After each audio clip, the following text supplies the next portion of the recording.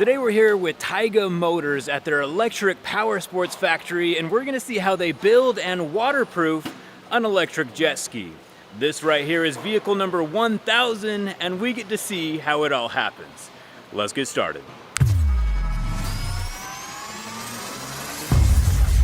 To build an entirely electric personal watercraft, Taiga starts off with two pieces of sheet molded composite. It's an incredibly lightweight material that's going to hold all of the batteries and electric motor and electronics inside. Taiga's been nice enough to let me be a part of the construction of this 1000th vehicle. Jet skis are rather large and awkward to handle. Luckily, they've been put on these carts that allow 360 degrees worth of access using just a power drill, rotating the entire hull so it can be accessed from the top and the bottom. The metal grill getting installed on the bottom is there to help keep out debris from the jet, as well as keep the water flow laminar as it goes through the motor. Before we can install the motor though, we need to build the battery.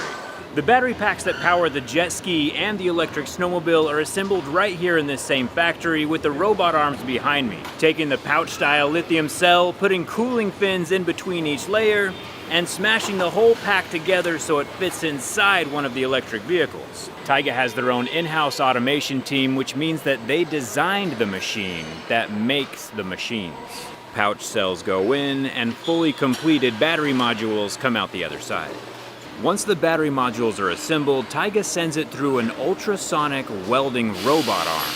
The ultrasonic welder is a cold welding process using pressure and vibrations to fuse the metals together. In high vibration applications like you would find while jet skiing or off-roading on a snowmobile, the ultrasonic welds hold up better than, say, a laser welder. The laser welds add heat and are more prone to breaking than an ultrasonic. There are a total of 4 modules, giving us a total of 24 kilowatt hours in each of the machines. Just like an electric vehicle, these batteries are 400 volts, which is why the guy assembling it has high voltage gloves and is using a high voltage rated screwdriver. Once the battery packs are fully assembled and enclosed, they're connected to a massive DC power supply where they're fully charged and discharged to make sure everything's functioning correctly.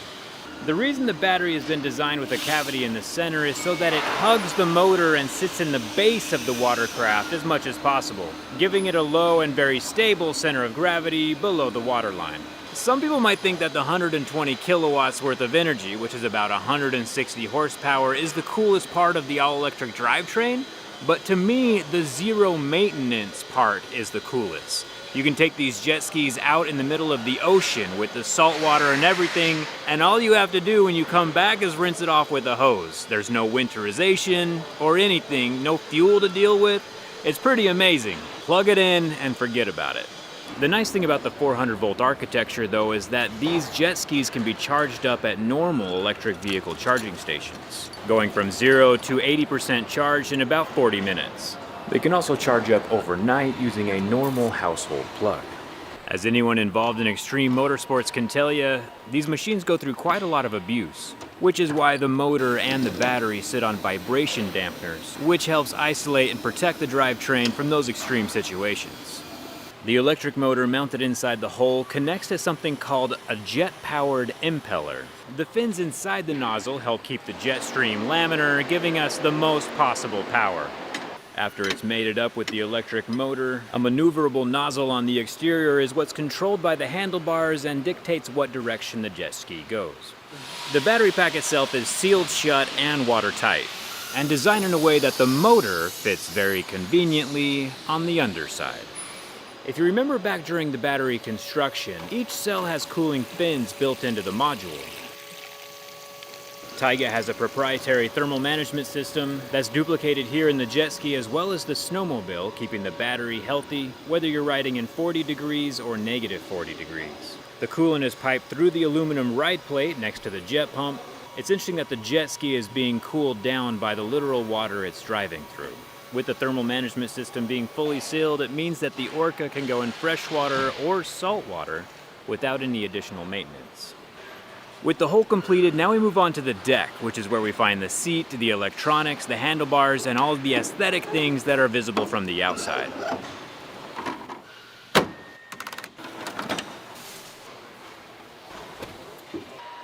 As the top half of the Orca jet ski gets lowered down onto the hull, there's a rubber gasket which seals the two halves together, making a watertight enclosure. In the extremely unlikely event water ever does get inside, if you ever hit a rock or accidentally damage the hull, the foam blocks ensure that the craft will stay afloat even if it's filled with water. Before the jet ski can be shipped out to customers, it has to go through a final shakedown. Just like the raptors in Jurassic Park, the Orca is strapped down and caged up for an underwater test in a massive tank.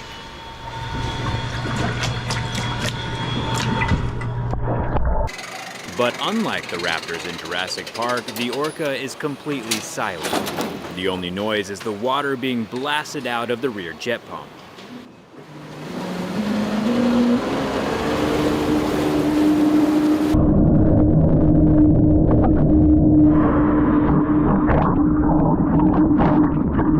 You can see how powerful it is, as well as how quiet it is. Super impressive. I'm standing right here next to it.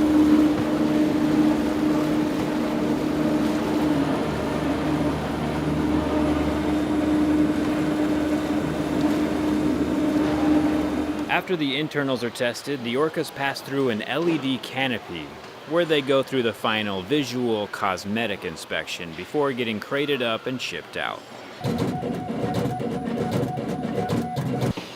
The owner of this jet ski doesn't know they are number 1000, but we're including a special little gift bag anyway because they have a very special place in the electrification of the power sport industry. In the next few weeks, Taiga is going to be switching over their entire assembly line from jet skis over to snowmobiles. Let me know down in the comments if you want to see how these are assembled, and I'll leave links for the current pricing of both of these machines down in the video description. If you're in the market for a zero maintenance, zero noise, and zero emissions off-road performance vehicle, taigamotors.com. Huge thanks to them for letting us all come out and see how they're assembled, and thanks to you for watching, and I'll see you around.